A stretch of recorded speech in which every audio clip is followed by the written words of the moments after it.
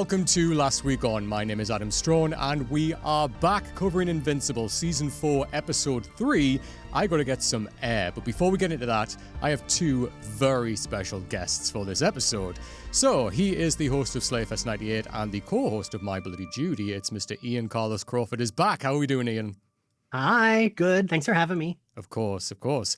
And the other co-host of My Bloody Judy, and also find him on YouTube as AZB, it's Zachary Patton Garcia. Welcome back, Zach. How you doing? Howdy, howdy. Fantastic. Ready to talk Invincible.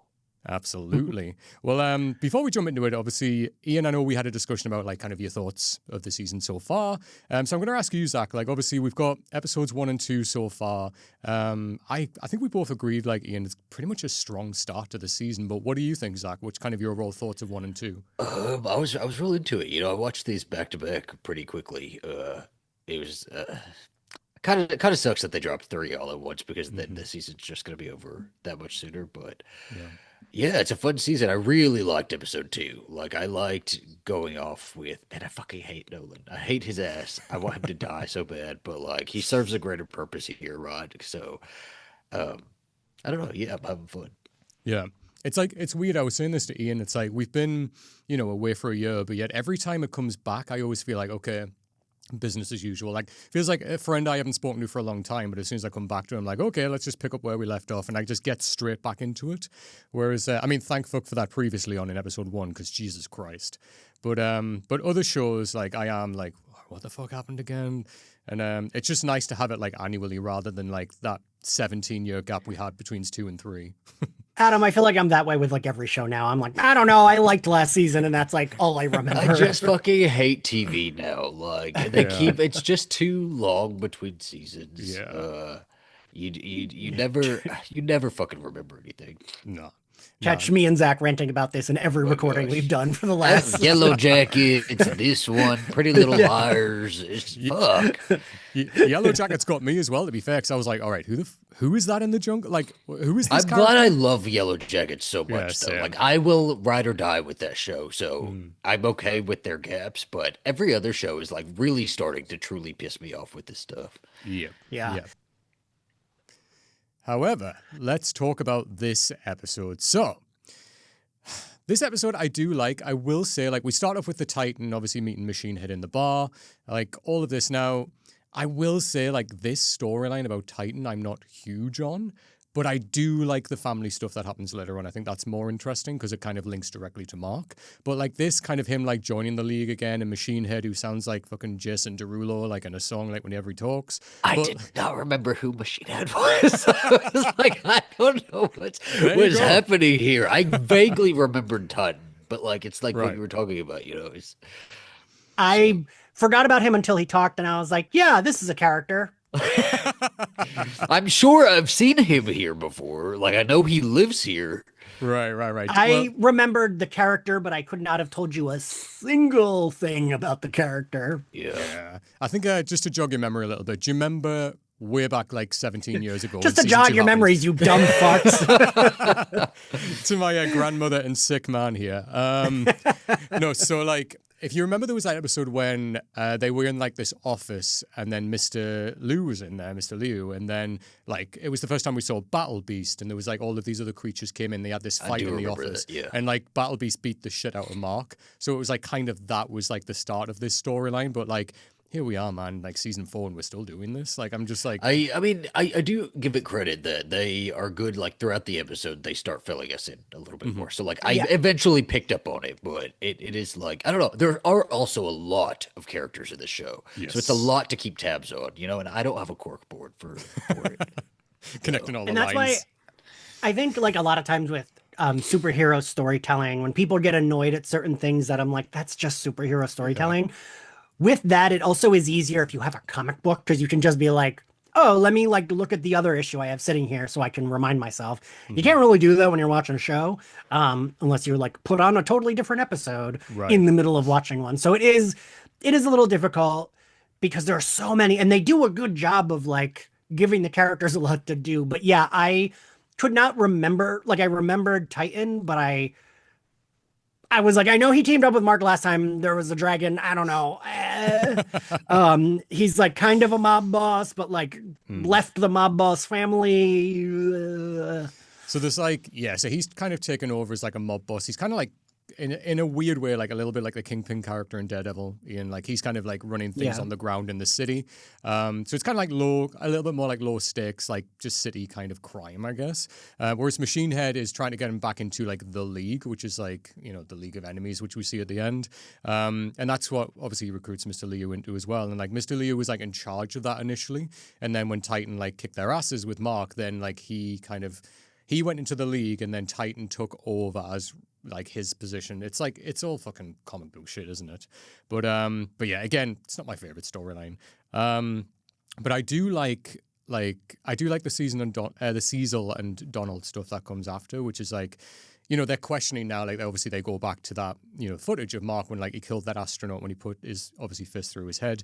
And like they're talking now and they're like, right, okay, like we've kind of got something to worry about here because Mark is taking things into his own hands where like we know he's not working with us. He's kind of like isn't, but then like he's deciding now he deserves to live and die. And this is something that we need to keep an eye on. And like, you know, Cecil does bring up a good point because like this isn't the first time it's happened, right? Like he beat Angstrom to death. He like killed Conquest. And I know that there's reasons behind that because obviously, you know, enemies, but still like there's this whole thing about is he in the position where he can decide who gets to live and die? And there's an interesting conversation that comes back later on with Cecil. But like, just going back to Zach, I'll ask your thoughts on this because obviously Ian and I spoke about it.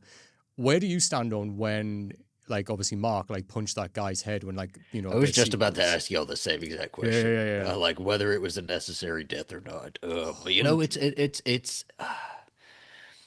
I don't know because then you have some of the Guardians sort of arguing that the barrier, the force field, whatever we call it, would have held, you know, but like we saw it was like down to like 1% power, right? Like it was, I think it's just a really unfortunate sort of thing that kind of had to happen is like one life worth saving all of these other lives, right? Like if it would have gotten beyond that, would it have been too difficult to control? Because it's still not controlled, right? It's still like they're everywhere still. So I don't know. I don't know where I fall on that. I think it's I hate that Mark is in this position to have to make those decisions, but it seems like he's constantly in that position. Constantly, but he also seems like there's been such a shift with him where he is like he is starting to make those decisions easier and more swift, right? And that is that good or is that going to be really bad for him down the line, right? Is he starting to value human life less, or does he truly understand in his head, like, what has to be done has to be done? Because also that was his dad's thinking is to just kill, right? Like killing is killing. This is a life, but there's so much more life. Life is bigger than this. Life is bigger than the 70 years that people live on this earth. And, you know, I don't know.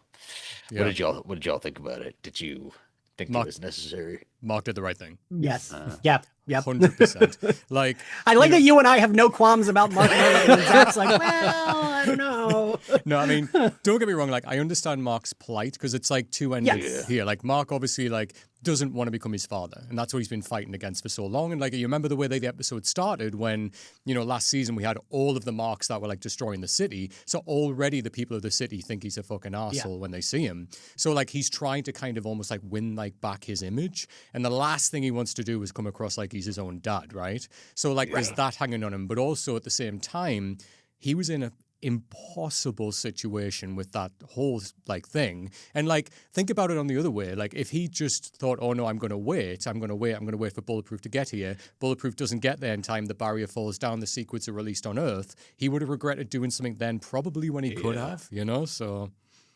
And then he would have been blamed for the people that died because the barrier broke. Like, I do find it really interesting that now he is like, especially in this season, worried less about public perception of him. He already knows it's shit, and he is more focused on the task at hand than what the public is going to think of him, right? And it's more everybody else trying to figure out how to control this sort of like narrative around him. I also think maybe we should focus more on, instead of focusing on Invincible, focused on the fact that you have a kid flying around with Omni-Man's like emblem on his chest, and that's like flying around with a fucking Nazi symbol, you know, like it stands for something really terrible. Really does. And everyone's like, I don't think we can change that. right. Because I like the new costume, but I also agree with you. It's like, well, Yeah. but why would we want to use the exact I just same? conjure buildings falling over and Yeah.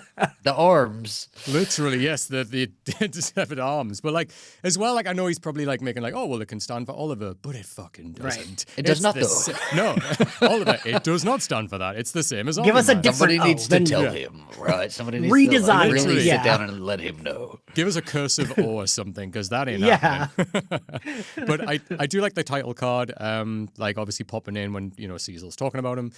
Zach, what do you think of the title cards this season? Obviously, it's the Viltrumite colors. Any I thoughts? think less. It's hitting less for me this Yeah. season, but it's still fun. It's cool. Yeah. Just obviously, you know, it's doing what it's doing for a reason, knowing what I've read in the comics so far. So just keep an eye on that, especially the way episode 4 ends. I think we're really going to lean into that heavy. But yeah, we'll see going forward. Obviously, yeah, we said the Guardians are like deciding like, you know, where they kind of sit with what Mark did. But I did like this scene in the showers with Ruddy. Like, for me, this was kind of like Alien. This was kind of horror. Like, I wish they pushed it a little further. But I love this, like, when he vomits up the sequin and then it's, like, running around and he can't see it in the steam. And then, obviously, you know, jumps at him, like, literally like a face hugger, and then Monster Girl grabs it. And, like, even that line when Monster Girl's like, oh, maybe Mark was right. Like, this would have been the effects, like, this is just you, let alone this would have Did been we the rest see of the that city. go in him in that episode? Because I didn't remember that. No. So how many No, but more? I think we need to check that man's body. I think we need to Whole check everybody family else's here. body too. Yeah. This is true. This is true, to be fair. Fucking hell, yeah, it's a really good point. And like, give everyone an X-ray. Oh, we'll get to Ruddy and the X-ray later on, because that actually kind of bugged me. It doesn't make sense.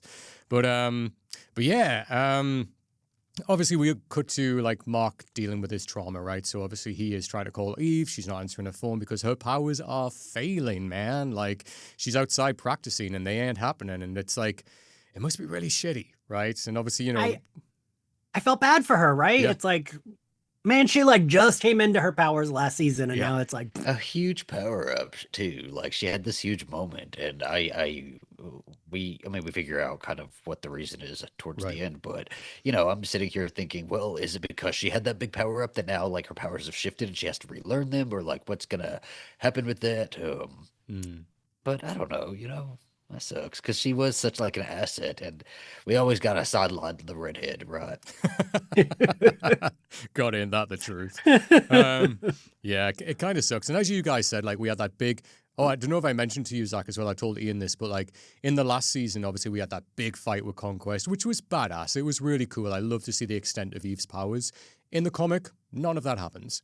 So like, Conquest literally rocks up, she puts one barrier up, and then he puts his arm through her and kills her. So none of that fight happens. So I am so pleased that we got to see that, because Eve is a badass. And like, you know, we've seen, as we said, Ian, like when she was a little girl and that whole episode about her, like she was a badass then. So to see her come into her element again was really cool. honestly, I feel like I rewatched this episode for the recording, and I'm like getting closer to like, let's circle back to Eve living by herself in the mountains. Maybe her and Mark should do that. Like, I nobody think bother that's me. probably the best. Yeah, they don't need to be Right. interacting with everybody else. All these fuckheads. Listen, and like we know that she can create like little like tree houses in Africa or whatever, Yeah. because everyone was hanging out there last season, you know. So give us more of that. It's like literally. Yeah. But no, I do feel bad for her, and I'm, you know, it'll be interesting to see going forward, like what they do with that as well. All right, and then we get Debbie. Obviously, is questioning about moving in with Paul. So this is like, you can understand the hesitation with Debbie, right? Like you completely can, because like I love all of this shit when we see later on as well, when she's like looking around her home and she sees the photograph, she sees like the heights of like Oliver and Mark on the wall, and like this is like the lived in memories that we imprint on the spaces that we love, right? So like it's a lot to, that's like the shit that I do with my family. Like I've got markings on like our family home of shit like that, and like our names like behind paint on walls, and those are like our homes, and I love that, like the memories attached to that. So I can understand that. But I think also the big thing, it's like, it feels like Debbie is finally saying goodbye to Nolan, you know, and is ready to like Well, move it has to on. be, because this was Nolan's home. Right. You know, so like I don't even know if I would have been able to stay there as long as she did, right? I think I would have needed a fully new sort of like start after Yeah. all of that. I'd have to like, I'm a very sentimental person, so like I don't know, the markings on the wall. Just like rip up that section of wall and take it with you and put it in the new house, right? And like Mark could easily just be like, "Bloop," They like, could "Here, dog, figure got that it." out. Okay, like that's Yeah. like a no-brainer. Yeah. But I also agree with you. Like, it would make sense for her and Mark both to be like, "Yeah, I'm ready to be done living." Because it's in just this a very house, like, specific situation that like Yeah. nobody else will understand, and right? Right. was Yes. extremely devastating to like not just them, but the fucking world, you know. So Yeah. Literally. I don't know if I can stay there. Yeah. And it's not even just the house; it's the whole fucking street. I mean, think about. Remember, it's the house over the road where, Yeah. like, didn't he kill like Donald blow in the up? house and blew it up? Yeah, it's like it's the whole street. Like, move out of the city, Jesus Christ! Yeah. Honestly, move out of this. Everybody here, move out of the city. This is not a safe place. This is not safe. Why is anybody still here? I know these poor people. Like every day, there's something else. Like later on, when we see the factions come back, it's like these guys again. Yeah. It's wild. It really man. is like the jokes about Gotham City, where it's like the rent must be so low. Like, who is living in a city that has been leveled like 3 times in like 4 years? But think of that low rent, though, right? I mean, if it's low enough, I might move there. Be like, well, we'll take my And chance. now the fucking plumbing has got a bunch Yep. of like shit inside of it now. Now the those little things are sequence. crawling up my butt. Like, But at the same time, how low is that rent now? But like, nah. hey, you know, But no. But I'm I a do- teacher. I gotta have budget. Listen, you gotta do what you gotta do. You gotta hustle. But yeah, but I do like that line she says to Oliver when she's like, "We can't fight change, Oliver, but we can support the ones we love as they deal with it." Yeah. Like that is her talking to herself as well. Yeah. Because obviously Oliver's talking about like Mark and saying how different he is. He's changed. I don't get to hang out with him as much anymore, and that's a very younger brother, older brother vibe. Like my younger brother was like that. Like when I, was moved like hanging out with new friends and whatever. But also, yes, like Debbie is 100% talking to herself there as well. I do like how, I mean, we said this in episode 1 too. I really do like how supportive the sons are. Like, I think they're very fair with her. And like, even when we see Mark kind of like pause, he still is supporting his mom. They're all like really good with her. Yeah. And I'm so glad we're past Oliver being like this like shitty brat. And like, he's more like, even though he goes to, fight a fucking dragon and it's like, well, maybe that wasn't the best idea. He didn't know it was a dragon, right? He gets Right. into this, not because he's being a brat, but he's like, I want to be able to help. He's older, nondescript, preteen, teenage, whatever. So yeah, I like that they are kind of like supporting her. Also, he says it's a bigger house, and I'm like, they deserve a bigger house, right? They feel well. And Cecil needs to be paying for that bigger house. Right? He does. They need a free Yes. house, but they feel like such a unit, don't they? Those three. Yeah. That I almost don't want the man to come in here. I don't trust him either. By the I way. kind of am the I same just- way. I think something is happening. But I don't know. It's like the Summers women. Like they were a Yeah. unit. They may have Yeah. argued. Yeah. They may have like gotten on each other's nerves, but they were a unit and a team. Yeah. No, I totally get it and I understand as well. But like, yeah, and we understand like where Oliver is coming from because like since he got here as like a baby. So like growing up, all he's known is like really like Debbie and Mark. He hasn't really known Nolan and like the planet he came from. So this is Right. his life, I hated that baby so much too. So You've- I'm glad we're know in what? the teenage stage. To quote Ian Carlos Crawford again, he was the one that said, "Throw that fucking kid into a volcano. Fuck He them." needs to die." How old is he supposed to be right now? Like, what is the age? I am confused on the age, right? I think he's like a young teenager. I think that's Okay. like the age they're going with. Yeah. And it makes sense. Because by with the him end playing of his last video game. season, he would have been what, like 10 or 12 by the Yeah. end, right? Yeah, around that. Yeah. Because he was able to he didn't talk like a baby talk or anything. So Right. And I think they're leaning into the teenage vibes as well, with like him playing his video game and like he's like, "Oh, just Yeah. leave me alone. I want to be in my bedroom and shit." But also we got that scene with Titan and his family in the park. Now this was kind of brutal, but this is more what I was interested in, not because of the brutality, but just more like seeing like Titan with his family. Oh, I and, thought like, they were this done. fight. I thought those. Me that too. really was- 'cause I've seen the show. I know what they do in this show. Oh yeah. It was more surprising that they got away. So It really, right, Zach, it was. Because what was it, last season when what's his face fried the Oh, his own kid family. and the Yeah, lady? yeah. Yeah. So I was like, oh man, I don't want to watch this guy's like wife and child get sliced up by these things, because I really thought we were gonna watch that this happen. fucking I was stressed. stormtrooper nerdy ass Ninja. looking fucking villain here. This henchman. fucking throwing Yu-Gi-Oh cards around. Honestly, he was like Gambit, like throwing Yu-Gi-Oh cards, but like it was like pretty cool. It looked pretty fun. It was a cool one, yeah. I like that initially, like the stuff was coming out of nowhere, and you were like, "Where the fuck is this coming from?" Like when all his security guards were getting wiped out, and then obviously you saw it. And he was reusing and recycling because he would just use the shards that he already threw out there and like summon them back, right? So we're sustainable. We love a renewable villain. We love a renewable villain. He said, y'all would fuck up this city, but I would never. Sustainability king. Fucking hell. But yeah, I was actually stressed during that scene because like those guards were getting like not just like stabbed, they were getting like sliced in half. So I was like, oh, I don't want to see the child get sliced in half. Mm-hmm. Yeah, especially like right at the end when like you saw the mother and kid like running and it was like one last thing going towards them, and I was like, this is it, they're gone. They're absolutely gone. And then obviously Titan just beats the shit out of him. And I like when they're all like moving and then they just fall, like the sign of like, yeah, he's dead. But yeah, that was brutal. But if he did get the family wiped out, again, we've seen this before, so like we know what to expect. So it was kind of weird to not see them get wiped out in a way. That's Invincible, baby. I do like this next scene with Cecil and Mark. I like to see them chatting again like this because, like, you know, Cecil in many ways has been pretty fair with Mark here. Like when he's kind of saying, "Look, like, I recognize like what you're going through right now. This is my job to make these kind of decisions, right? So that you guys don't have to. Like, I shoulder this responsibility. Allow me to do that with you." And I think he's kind of been really fair with Mark here and like in a really understanding Cecil way. What did you guys think? Yeah, I mean, especially was it last season that like in like a second episode, Mark like tears through the facility to find him. Mark was like definitely being too aggressive.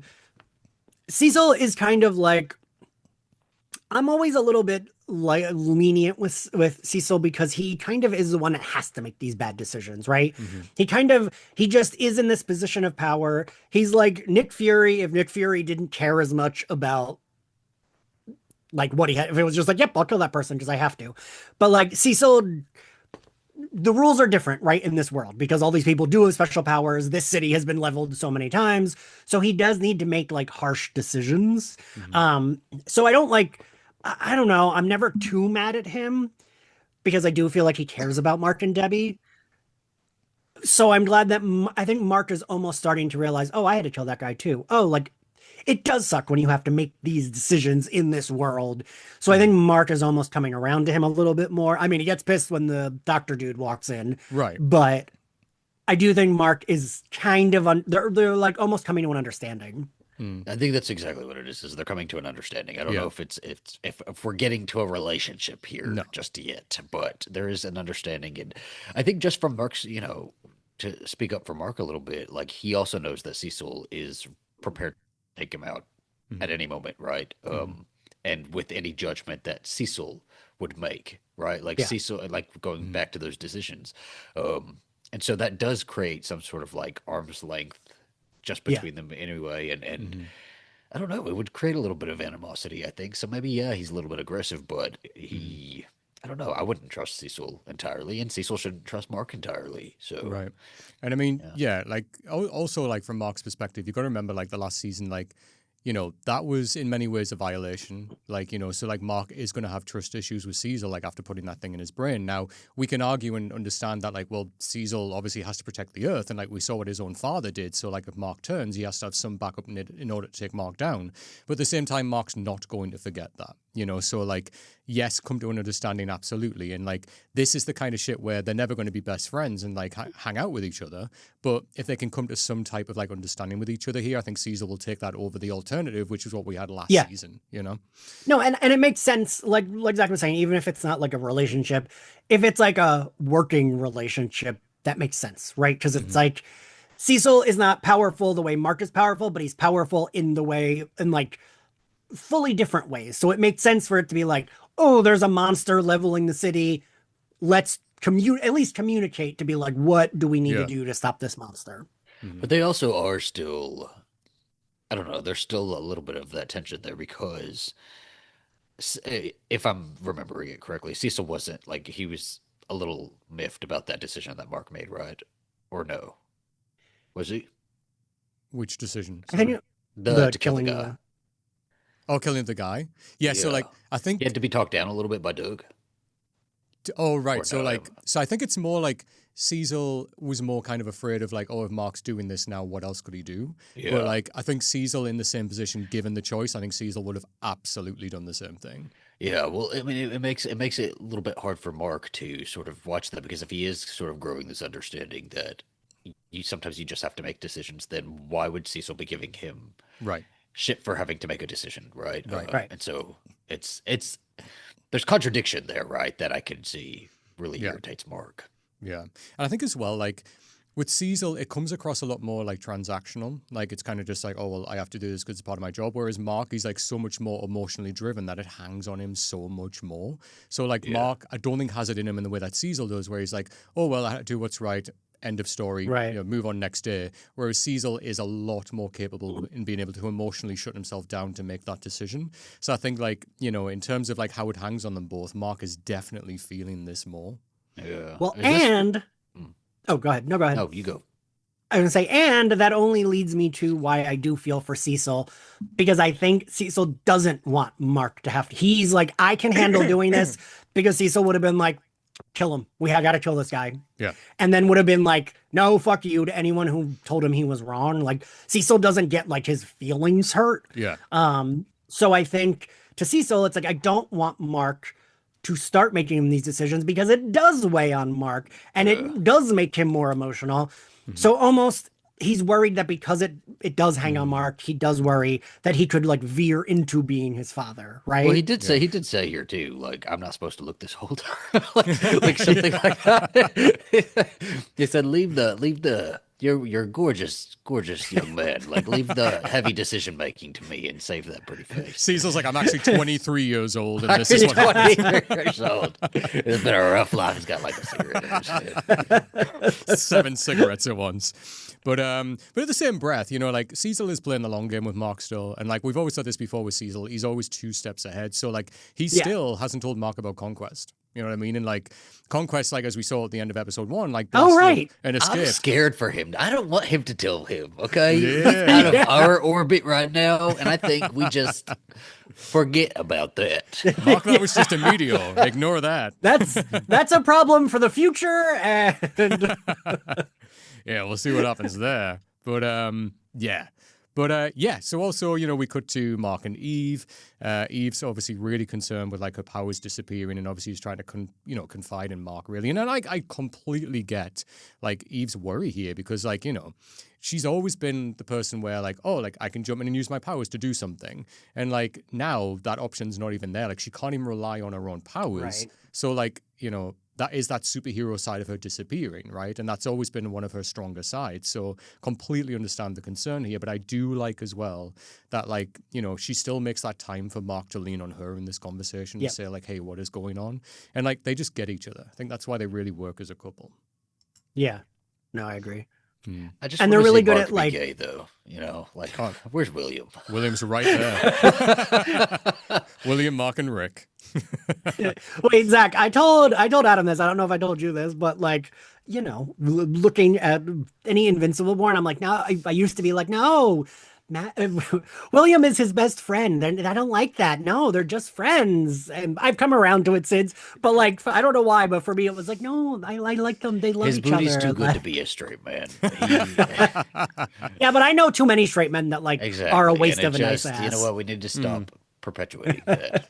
And listen, the way the comic book is written as well, there's so many scenes where Mark like has like his costume blasted off, but it's like just like from here down, and I'm like, this is written for the fucking We've got gays. twice now that he's had his like Yeah. shirt ripped open, just covering the nipples, but you see like, you know, right? Yeah, up you see like above- the up fine above. chest. Yeah. There's so many times I'm reading the comic, I'm just like, damn, this was written for me, like 100%. Where is William? He's not in this one, is he? No, he's in episode 4. He's in the next one. Yeah. Different voice actor, which we'll also get to as well. Is it really? Yeah. Oh, shit. Yeah, he's not as A lot of them have like, I feel like that's the problem. I was reading something that was like, that's the problem with casting a lot of famous people as voice actors, because now they're like, so many of them have changed. The guy who does Rex is Magneto in X-Men 97. I just recently learned that. No way. Jesus Christ. What a difference in voice. Right? Yeah, that's insane. The range. But yeah, I mean, when we get to cover episode 4 as well, like there's some talent in that episode that is also wasted, in my opinion. I mean, Bruce Campbell is wasted in that role. He's in that one. Oh, shit. Yeah. But that's all I'll say. I'll let you try and hear and see which characters. Anyway, let's get back to this episode. We should jump on for episode 4 as well. Yes, so... And this is the point that I wanted to say. So, like, obviously, yes, she says alcohol. Like, Oliver gets sent to fight, like, Mr. Liu, the dragon guy. This is what I wanted to say, right? Rudy's scans. So when he's scanning Eve and, like, trying to detect what's wrong with her powers, he doesn't have a scan that can detect that she's pregnant. Like, they don't have that conversation. I didn't even think about that, but you're right. Yeah, Do you know what I mean? I didn't catch it. Like, of all You're right. Of all the scans, like, that wouldn't have popped up. Like, come on. I guess it's just made to be a bigger reveal, sometimes it's just for the writing and the plot. Or maybe because he doesn't care about, he's like, well, why would I scan for pregnancy? What the hell would that? It would be kind of weird if you're walking around scanning for pregnancies. Yeah. But he does like a full body scan of her to try and find out what's wrong with her powers. So you're kind of like, did you not see that? Unless like he just turns to the camera, he's like, wait till the end of the episode and just winks. But like, yeah, I just thought, interesting. But anyway, I didn't even think about that. You got it's just like, okay, sure. Like, hey, whatever. Like, I don't give a fuck. But yes, so then we see the Flaxens return. So this is like a reoccurring enemy, right? We've seen these come back a lot of times here. I was gonna say more than once, right? Like, yeah, this is like the 4th time or something. I like this return though. I think this is like a real cool. This battle. is the most prepared they've ever been. Like, this was the point where I was like, oh man, like they're going for world domination. This is as close as they've ever gotten. But I really like this whole fight. I love seeing all the Guardians. I like seeing the new characters. Brit, I think, is really cool, voiced by the guy who plays Mike in Breaking Bad. But I really like him, and I like all of them working together in sequence, because there's so many times we see the Guardians get their fucking asses handed to them, whereas I thought this fight was really, really cool. No, I agree. I will. So I'm going to be that nerd, and I apologize in advance. But I was thinking a little bit like, what's everyone's power set? Because sometimes they get shot and their head blows up. This episode, everybody was getting shot. I don't even know why we needed to take out the laser gun, because it wasn't doing shit to anybody. It was fine, right? I don't think I saw a single person get killed by that laser gun, right? That was water. That was water.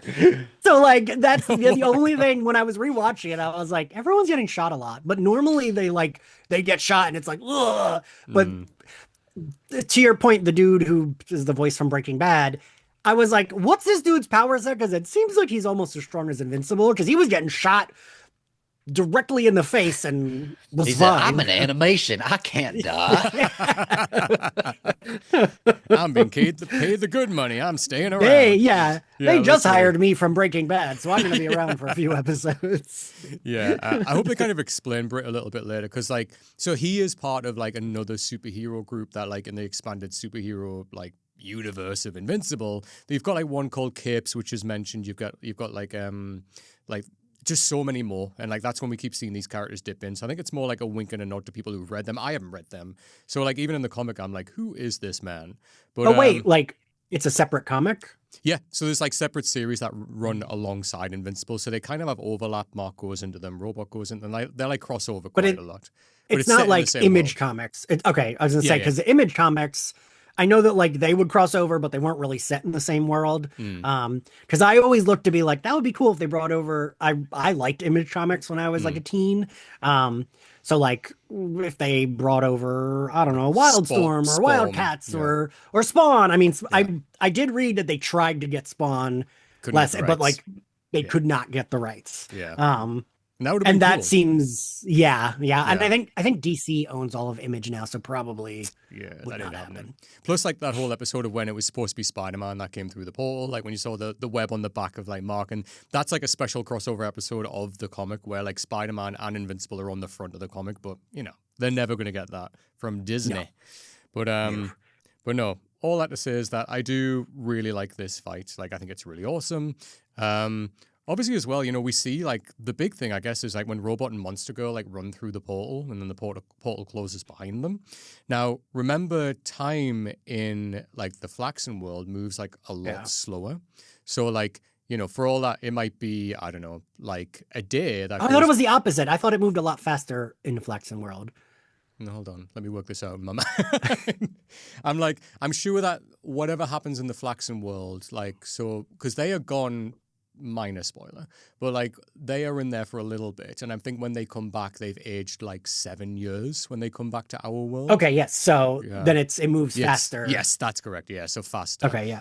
Which would explain, I guess, why they all die so quickly. Yeah, anyway. Like in my mind, I was like, wait, what? But yeah, what do we think of like them getting trapped in there, and what do we think is going to happen? Any ideas? That's cool. I want to see a little detour of that. We've only got like 8 episodes. We can't really do all these detour episodes, right? Exactly. But like, it'd be cool, right? With like an 18-episode season, we have just an episode of them trying to survive the Flaxen world. Would be nice. So I will say this: in the comic, this is a whole storyline with like them two in there, and I'm like, why, Ian, you'll understand this, but like in episode 4, why did we get all that shite when we could have had an episode of of them in that world? I would have preferred that. Because like what happens with Monster Girl and like Ruddy, they go on a whole ass journey together.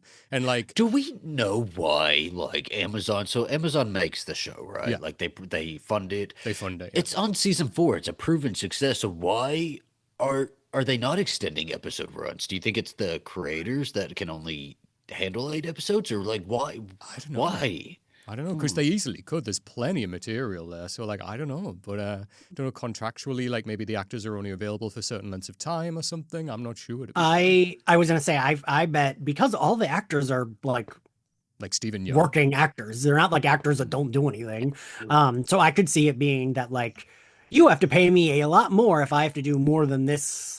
Whatever, So, and like, I did. How much are they paying them? Do you think? Well, I did read that Amazon has been cutting back on all their stuff. So the people have been complaining about this. I feel like we talked about this last season, Adam. People have been complaining. But like a lot of people are complaining the animation is like so much worse this season than it's ever been. Oh, I don't know. Yeah, I mean, but it's fine. Yeah, but apparently it is like they are cutting a little corners because Amazon has like lowered the budget. I mean, I guess, Zach, it's to your point of why wouldn't they? I guess like Jacob Tierney, when Heated Rivalry did well, he was like, they're not going to give me a bigger budget because they're going to say, look, you did it on a small budget, so yes, the budget you will get again. Well, damn. It's just like, I don't know, invest in your shows. It's a proven success. It's like, watch it. It's already like #1 right on Amazon. So, and it had like the best start ever. Outside of Stranger Things, Invincible is the only other show that my students talk about that's like a current show. It's Stranger Things, Invincible, and The Rookie. Those are the only 3 shows. And they're not my looking students for ever Stranger talk Things budget, right? Like, they need $1 billion Exactly. to make the season. It's animated, like. Yeah, it's wild. I don't know. It's crazy. But, like, you're right. Like, the success of Invincible, like, the first 3 episodes were sitting on Rotten Tomatoes at, like, 100%. And, like, the success is there. It's had the most viewership it's ever had. It's, like, it's super fucking popular. As you said, Amazon, like, sitting at #1. Like, it's right there, like, for the taking. Push it out. Like, make it this longer thing. I don't know. I think Robert Kirkman did say that they are going to do some more, like, when they did the Adam Eve episode, they are going to do some more standalone episodes, like, that occur kind of outside of Invincible, but are linked to characters. So please, because like they had a whole run of like recent comics all about Battle Beast and like what he gets up to when you don't see him in Invincible. That was fucking cool. And like there's like the whole, I think there's like a whole story about Rex and how he got his powers, and like there's all of this you can expand out and do more of.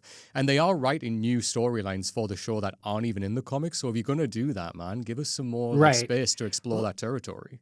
Even like just adding, I don't know, like fluctuating the runtime. I feel like some, half-hour episodes would even be fine to just pad out the rest of the season. So, I know. Here's hoping.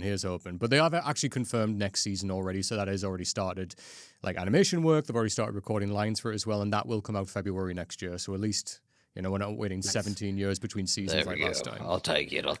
Yeah. We also get the big fight with obviously Mark helping Oliver kill the big dragon. It's kind of very similar to what we saw before. I do like seeing them both working together here, though. Like, because Oliver was getting his ass whooped by that dragon. And I like to see them both. I mean, it is a dragon. Literally. And like even Mark struggled last time when he fought it alone, but he eventually got over it. But then I like to see them both working together here and kicking ass. Like I really liked this. But obviously, we come back to Mark's internal struggle here when, like, he's beating down on Titan. And I like this. This, for me, was like a throwback straight to the last season. And, like, this was huge in that when he's beaten down on Titan and, like, in Mark's mind, and he says later on, I was ready to kill him. Like, I was literally going to kill him. But it's Oliver who talks him down. If you throw that back... Mark in season 6 of Buffy this year. It's like, really he's fucking going through it. That's a really great comparison. Like, he is really like... fucking dark. And, with him right now. He is, but I like that, like, Oliver's the one that has to say to him, stop. Because you remember last season, Mark's the one who was saying to Oliver, fucking stop. Like, you can't just kill people like this. Now, Oliver's kind of retroactively thinking back and being like, oh, shit, I can kind of understand where Mark was coming from because I'm seeing what it's doing to him. But yeah, no, I really like that kind of connection there. But also, Mark is really, really going through it.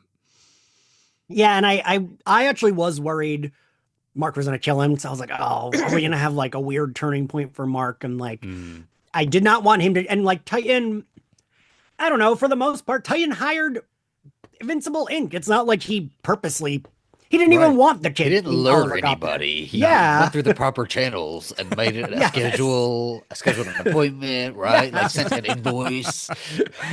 Like, so he really didn't do anything wrong in this scenario. So I was like, oh, Mark, come on. Like I was really worried he was going to punch his face in, and I was glad he did not. But like, I kept thinking like, but Titan didn't do anything wrong. Because I did love when Oliver's carrying him and he's like, this is some shit when Invincible did it, and it's still some shit when you're doing it. Like, Titan wasn't happy he was a child. Right. No, exactly. Plus as well, like, Mark is kind of, he's asking himself all of these questions, right? Like, do I decide who lives and dies? Like, do I decide who needs to die? Like, can people be forgiven if they're doing the greater good? Which is kind of like what Cecil's kind of arguing with him, which is why he's got Sinclair working with him. But then, there is some element of Mark here when it's like, well, you are still on like terms with your father here, and like, can your father be forgiven for like everything he committed?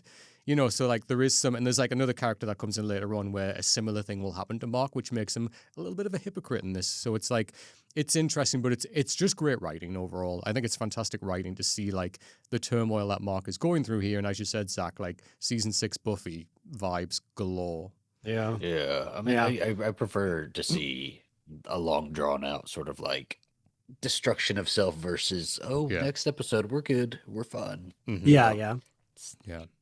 No, I think I was going to say we've seen that for a lot of the characters. And like last season Mark started off kind of like depressed too. I feel like every season he started off like understandably so, because he ends the seasons worse than he started them. Okay. We don't give this man a break. We do not. A break? my sweet baby boy. He said, "You want a break?" Yeah. Breaks an arm, breaks a leg. Pricks Titan's face. But no, he can never catch a break. Like he literally can't. I feel so bad for him every single time. God, no. And he will, you're right, like he won't get over this quickly. Like if the comic's anything to go by, we see it in the beginning of episode 4 as well, Ian, like Mark is just really in turmoil right now and it's just still hanging on him. But this is what we need to see. Like this is why I could fix him better than Eve could. You have a husband already. Leave him for me. You can have William. Ian's already been writing the fan I fiction. am William. What are you talking about? Well, then y'all work perfect. There you go. Not this. Don't give me the ass to ass, motherfucker. Ass to ass. That's the fanfic you should be writing, Ian. Right there. But yeah. And then I guess we kind of coming to the end, we obviously get the after credit stinger, which when we find out that Eve is pregnant. Which Biggest eye roll. yeah, you weren't a fan. It's interesting because, like, I think about it, like, at the end of the last season, we saw, like, when her and Mark were about to have sex, like, she put, like, her clothing down on the floor and you saw it starting to melt there. So I'm like, oh, like, has she been I forgot about that. You know what I mean? So, like, when has she been pregnant for a little while? But Or then was I'm that like, I don't know. her getting pregnant so the clothes were... Maybe. The clothes with the sperm? Mm. Well, no, like... No, I know what you're saying. That was the moment it of like- conception. Yeah, and that's like they melted because it was the moment of conception. I don't know. I will say this storyline, I know where it goes because just from like being online and seeing... You know what? I'm going to look it up. But I hate a pregnancy storyline so much. do I too. hate a pregnancy storyline. Especially in this one. Eve has just powered up, come into her powers, and Mark is too fucking depressed to have a baby. No, It's not the time.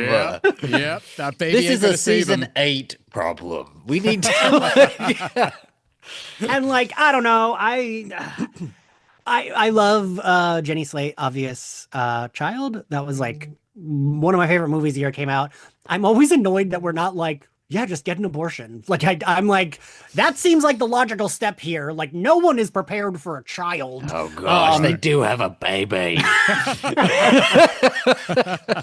This is way off the way off.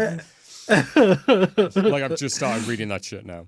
But you're right. Like it's kind of like an obvious trope, isn't it? When you get like a really superpowered character, how do we depower them? Oh, let's give her a baby, and it's like, all right, like I get this. I would prefer to see Eve coming more into like, all right, now I've come into my powers. What the fuck else can I do? Rather than Men riders. I want What her else to be do we like, do with a woman in a superhero give show? her a baby. didn't work out well for Wanda after WandaVision. God, don't take me back. But like, I wish- PTSD flashback. I don't think Zach and I have ever been universally so let down and upset about something. But like, I want her to come out and be like, oh, I just took pregnancy test. I'm pregnant. I'm getting an abortion. This is not up for debate, Mark. Let's do that. Yeah, let's do that in the show. And this is not the time. I'm telling you, this is not the time. And if this is the thing that like he finds out he's got a baby on the way that makes him snap out of his depression, and he's like, you know what? I can do this. I can man up. I'll stop watching. I won't stop watching, but I will want to stop watching. We'll complain about it. Yes, But and we'll I'm looking at still the watch. baby's name, and that is some shit. That is some bullshit. That's the stupidest fucking name I've ever seen. Oh, I actually I- don't know the baby's name. I don't know that either, actually. So I'm like, damn. I won't say it on here because Okay. I don't want to spoil. Yeah. But But literally, Fucking I'm biting my tongue now for spoilers. So I'm just like, because yeah, this goes places. But yeah, I guess that kind of wraps up the episode. I there, hope the it goes baby to the talk. clinic album. Yeah. Mark, it should be my baby. But all right. But yeah, where do we kind of sit overall with this episode? Let's talk about our favorite scene, and then let's give it a rating out of 10. Ian, you can go first. The invasion scene, I really liked the like battling, and I really like, this is gonna sound weird, but I really liked being able to see these heroes fight. Yeah. And like I said, even though it brought up the like, what is a power set here? I was glad it wasn't like, oh god, they're all gonna die. Because every other time it's like, well, at least 2 of these people are gonna get their heads blown off. Yeah. And I was glad it was like more like a superhero fun battle, not who's gonna die battle. Yeah. And then what would you give it out of 10? I forget, what did I do for the premiere? Like 8, 8.5? I think I'll do the same for this, Yeah. like 8. That's fair. Yeah. What about you, Zach? Same questions. I think I'll give it like a 7.5 maybe out of 10. I did really like the episode. I like the big battle in the episode, but it does also seem like it does feel dark. Like I feel very heavy because they're all going through such heavy shit, and it seems like the fighting never stops. They've always got a battle going on. They don't have any, like last season we had moments of like, I don't know, hanging out or flying to Las Vegas or Paris or wherever the fuck we were going, and I'm glad she's not in the show anymore. You know what? That's wrong. I shouldn't have said that. But Team Amber.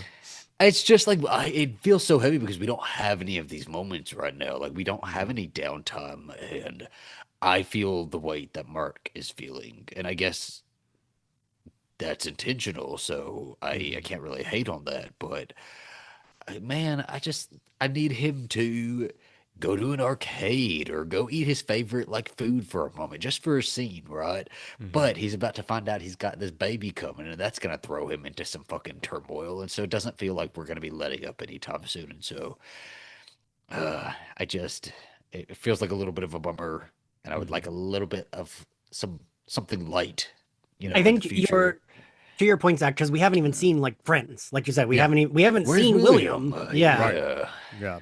No, I'm excited for that as well. And like, I mean, when we think back to our coverage of season 3, like those were some of the moments that we highlighted, right? Like when they were hanging out like in Eve's like treehouse, and it was all them together just drinking, and like, that didn't move the plot along anywhere, but it didn't need to. Like Mark needed that in that moment, and that's what was important, right? Because as It's we character said, development. exactly, and like we're seeing these characters hang out, like we saw in Buffy a million times, right? Like these characters are friends, they should hang out, they're teenagers, this is what they should be doing, which is obviously why this is hanging on Mark a lot more, because he's still developing his feelings about everything right now, right? Are they still teenagers? It feels like 19, whatever Right. the fuck, in universe, it just does make sense, right? And also just with the themes that they're kind of going with, right? When you're super fucking depressed, and that's when it seems like the world starts piling onto you, right? Yeah. So I get it. It just, I feel terrible for him, and I love him, and that's my man. Nah, he's our baby Mark, honestly. Mark can do no wrong in my eyes. I'm like, yeah, Mark killed that guy, great. Mark did it. Anybody you want to kill, you deserve it, Mark. Go for it. You have a Kill Bill list, Mark. You wipe him off that list. I don't give a shit. But no, I get it, and I agree. And like the comparison you said earlier on, Zach's actually really good in terms of like Buffy season 6, because from what I'm reading in the comics, like this season is like kind of heavy. I'm assuming it's going to be pretty heavy. The way episode 4 ends and where that leads to, that is huge. So I'm intrigued to see where that's going to go. Also, everything with Eve, like that takes in a really interesting turn, but also like there's some levity there with Mark and Eve. So I'm trying to dance around giving anything away, but I'm just intrigued to see where this is going to go. But yeah, I'm just picturing like a Sailor Moon transformation for Eve, and where during fights, the baby comes out of her stomach, and they both do a little spin and like a little power moment, and then at the end of the fight, baby goes back in. I mean, I wouldn't mind that. I'd be all fine about with that, but like That's the a baby needs to be storyline we active. want. The baby needs to do something, right? Okay, Baby needs to pick up its weight. exactly. Listen, if she gives birth to the Powerpuff Girls, let's fucking go. Like, I'd be down for that. All 3 of them come out. Blossom, Bubbles, and Buttercup. But She needs her own sort of like her own sort of power up music. that would be awesome. She does. Yeah. To be fair, that scene of when, like, in the last season, when like all the armor was like going on her, like at the and powering up, like that was pretty awesome when she spun around. That was pretty fucking cool. Yeah. Yeah, more of that, please. But yeah, so for me, I guess I'm sitting at like 8 out of 10. I really enjoyed it. I think it's like, yeah, I loved episode 1 and episode 2 for me, like really 2 strong openers. And this is a great, third episode as well. I think my favorite scenes overall, I mean, the big battle is definitely a highlight. I love like seeing Robot and like Monster Girl go into the other portal, because that's kind of like, we've seen Omniman go in there, and like even Cecil makes a point of saying that when he's like, oh, he went in and like wiped them out, but yet they're still back. And yet what it means for them to be in there, like, is really cool. So I'm really intrigued to see how they're going to portray that in the series. I think that's really fucking awesome. But yeah, no, I think the fight was really cool. It was just nice to see, as we said, like all the Guardians come together and just kick some ass rather than getting their asses fucking handed to them all the time. But yeah, it's so interesting because, oh boy, my rating for episode 4 ain't going to be anywhere near this, I'm telling you now. I'm so nervous to watch it now. All right, but both of you, I want to say a big thanks for jumping on. I really appreciate you coming on and talking about this. It's been a lot of fun. It's so cool just to be back and talking about Invincible. It's just one of the best series. I'm always excited to talk about this. I'm always so excited when it comes back around. But yeah, I'm It's just this excited. one and the Secret Life of Mormon Wives, I mean, they're both in the same league. same kind of drama going on. Listen, Debbie should be in a group of women like that. Let's do it. Oh, I don't want that for her. Oh my God, Nolan's like, oh my God, can you imagine? Absolutely No. not. Just her and the wife Nolan had on the other planet, that would be messy AF. All right. Ian, let everybody know where they can find you on the internet. You can find me at Ian X Carlos on all social media platforms. You can find my podcast, SlayerFest98, at SlayerFestX98. Support us on Patreon, growing through Buffy every episode as it turns 25. And I also have a podcast with this guy with the big A hat. Big A on his hat. My Bloody Judy, which is at My Bloody Judy. All right. Yes. Zach, let A everybody know stands for My Bloody Judy. Yeah. Yeah. You can find, if you search Zachary Garcia, you can probably find me on the internet. Patreon.com/AZB plus PLUS. And yeah. All right. Make sure you go and check it out, guys, because it's all good stuff. You'll see us recently talking about 28 years later as well in My Bloody Judy, so make sure you check that out. So that was a lot of fun. If you want to follow the podcast we are last week on everything, just type that in on any social media, you'll find us. All the podcasts are available to watch on YouTube as well, so if you type in the podcast name, you'll find it on there as well. Those are available on all podcast platforms. And if you want to follow me, I am at Straughan87. Type that in, you'll see my face. But honestly, guys, thank you so much again for jumping on this. It's been a lot of fun. I am looking forward to covering the rest of this season. Episode 4 is going to be hilarious. That'll be coming up very soon. And yeah, until next time, everyone, take care. Bye.